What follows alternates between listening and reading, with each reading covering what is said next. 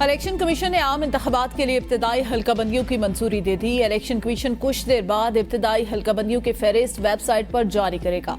ابتدائی حلقہ بندیوں پر اعتراضات اور تجاویز کل سے دائر ہو سکیں گی۔ الیکشن کمیشن 28 اکتوبر سے 26 نومبر تک تجاویز اور اعتراضات نپٹائے گا۔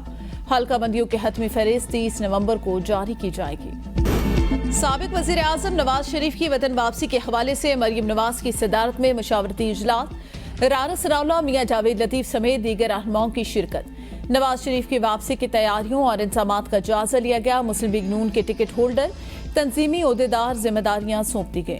مہنگائی کے مارے عوام پر نگران حکومت کا ایک اور وار، بجلی مزید ₹1.83 مہنگی کرنے کی تیاری۔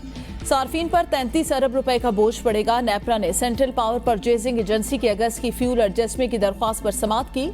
درخواست کے مطابق اگست میں 15 ارب 47 کروڑ یونٹ بجلی ڈسکوز کو فراہم کی گئی۔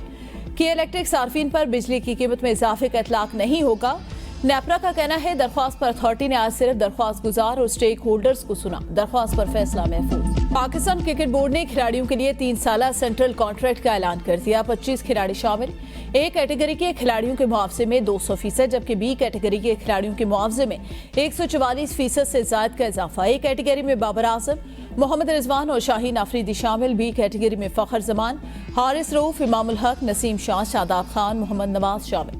کھلاڑیوں کے لیے ٹیسٹ میچ کی فی میں 50% تک کا اضافہ۔ سینٹرل کانٹریکٹ 1 جولائی 2023 سے 30 جون 2026 تک ہوگا۔